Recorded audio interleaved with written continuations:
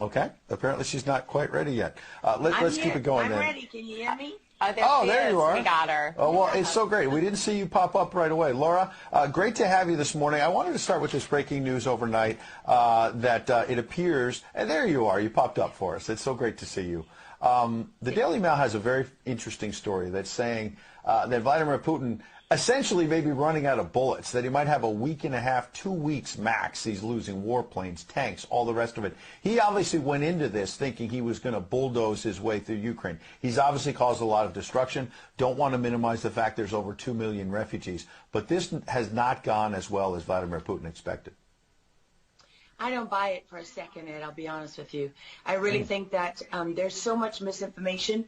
We've never really seen anything like it. I mean, I've been covering wars now for 35 years, and I have never seen people with their nails done in the Ukrainian flag, right? I mean, we're being corralled into this box where we either have to hate Vladimir Putin and believe everything evil that's said about him and love Ukraine, and there's no in between. And that reminds me a lot of you're either, a white supremacist or you go with the Democrat narrative on everything under the sun. So Vladimir Putin knew exactly what he was doing when he went into Ukraine. The Russian military isn't perfect. They, for example, I've spoken to multiple defense specialists and intelligence specialists from a Defense Intelligence Agency who've studied the Russian military for years. They do have a difficulty mounting complex air operations because they do very little training hours in comparison to, for example, the United States air assets, right, our fighter jet pilots. But Russia is not struggling. What Russia has done from the very beginning has been very strategic. They didn't go straight to Kiev. They went to all those bioweapons laboratories that are scattered all over the country. Some of them they built, so they know where they are. They've known where they are since the Soviet Union, because under the Defense Threat Reduction Program, we went in after the fall of the Soviet Union and supposedly turned those facilities from bioweapons labs into public health labs. Although, these days it's hard to believe anything that our leaders tell us because they've lied about COVID, they lied about Russia collusion, they lied about the Ukraine impeachment trial, and there's so much more going on in Ukraine that nobody is talking about. You see such dishonesty when it comes to the history of Ukraine. You see dishonesty when it comes to the Azov Battalion, which is funded by the U.S. and NATO. I mean, you can find pictures of them online holding up the NATO flag and the swastika at the same time. Their own emblem contains the black sun of the occult, which was a Nazi SS emblem. And it also contains the sideways, lightning insignia of the SS. I mean, this is on throughout the Ukrainian military. You can see that black sun of the occult on their body armor, even on the female soldiers who are paraded in front of the world as being, such an example of Ukraine's independence and spirit and nobility. Even they are wearing the black sun of the occult.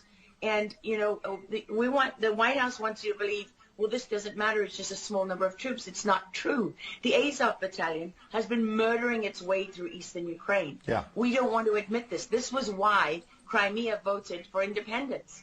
This is why Crimea wanted to be with Russia. Because we in the media, in the Western media and in the West, won't acknowledge the reality of what's gone on. Western Ukraine backed the Nazis. It was a headquarters for the Nazi SS. The CIA under Alan Dulles actually gave immunity from prosecution to the Nazis of Ukraine from the Nuremberg trials. So there's a long history of the United States and our intelligence agencies funding and arming Nazis in Ukraine. These are not like new neo-Nazi groups that sprung up. These are the actual Nazis from the Second World War, who, if you go back to the Nuremberg trials, said that they were planning for a 1,000-year Reich. And so you have to really wonder as you look at this, when you know that the CIA sponsored the color revolution in Ukraine in 2013 and 14, that they selected Ukraine's leaders, go to Victoria Nuland's leaked phone conversation where she and the U.S. ambassador are deciding who can lead Ukraine. I mean, there's as much interference here as you could possibly imagine before you even get to Hunter Biden, Nancy Pelosi, John Kerry, and Mitt Romney, and all of their children who are employed, who earn millions from Ukrainian gas companies. Yeah, you were pointing, pardon me, to a real credibility crisis for our leaders. I want to let Karen Turk jump in. Yeah, I wanted to bring up the fact that President Zelensky is Jewish, and I don't know exactly how this factors in, but there's some very interesting... And the U.S. ambassador are deciding who can lead Ukraine. I mean, there's as much interference here as you could possibly imagine before you even get to Hunter Biden, Nancy Pelosi, John Kerry, and Mitt Romney, and all of their children who are employed, who earn millions from Ukrainian gas companies. Yeah, you were pointing, pardon me, to a real credibility crisis for our leaders. I want to let Karen Turk jump in. Yeah, I wanted to bring up the fact that President Zelensky is Jewish, and I don't know exactly how this factors in, but there's some very interesting points in what you're saying. And looking at this, you know, you could think it's political theatrics. You made a very good point at the beginning that you think that Putin is in control. And I actually want to play something that Jen Psaki said, because it seems that the White House is actually echoing that sentiment. Watch this. Well, the end game is really a question for President Putin. We have completely crushed his economy. We have provided military assistance, humanitarian assistance to the Ukrainians, enabling them to fight back for far longer than the Russian leadership anticipated. And again, he has to determine what the path forward looks like for him. Thanks, everyone. He's determining what this looks like, and I think that's a lot of what you said, Laura. I'd love to get your thoughts on that, what you just watched. What troubles me about the moment that we're in is that we have such a selective and a narrow reading of history.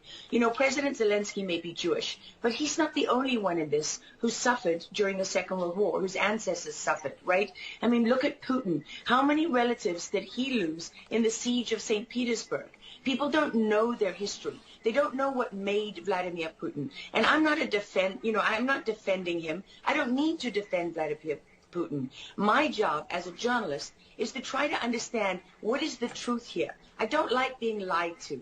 And we're being lied to on an epic scale. When we're told your only choice is you have to be 100% with Zelensky, who's a puppet, who you can find on the internet in black stilettos and leather pants, you know, with shirtless, doing a spoof Dancing with the Stars kind of entertainment video. That's a mock of a Ukrainian group that does this kind of satanic occult type of music video. And I mean, Zelensky was selected like so many of our leaders. And honestly, with big tech and with election fraud these days, we don't know how many leaders all around the world have been selected for us and weren't actually voted in. But what we do know is that there are increasing problems with technology and the digitization of our world. Because look at what's happening with COVID. Look at what has happened globally. We are fighting the same battles all over the world. To pretend that this war is about Russia and Ukraine is just a barefaced lie. If Putin has been warning for 15 years that he is not going to stand by while the globalists take over the world, build bioweapons facilities and whatever else they're doing in Ukraine, Ukrainian oligarchs. Ukraine has been a center of money laundering for, you know, many of the leaders in this country. For how long? Billions of US dollars have been laundered through Ukraine, and we say nothing about it. These are our tax dollars. I mean, before the impeachment trial, had you ever heard of anyone in the United States, I mean, us bringing in foreign governments to the White House for anti-corruption training? I mean, does nobody question these things? Why do we not question them? We have an idiot like Lieutenant Colonel Vindman who goes at the impeachment trial and sits there as a lieutenant colonel. He didn't even make colonel. And he's telling the President of the United States what his policy should be. You have a traitor in the form of Maria Yovanovitch, who was Obama's ambassador, who's telling Ukrainian government officials, don't listen to the will of the American people. Don't listen to the election results. We are the true leaders of America.